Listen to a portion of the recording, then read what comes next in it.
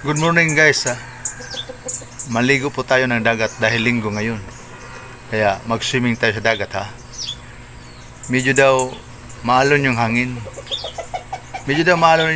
Dahil mahangin yung alon kasi malakas yung alon kasi malakas yung dagat. Yung dagat sa alon. Ano. Kaya malakas yung alon kasi malakas yung hangin. Kaya safety po tayo sa pagpaligo ng linggo sa dagat.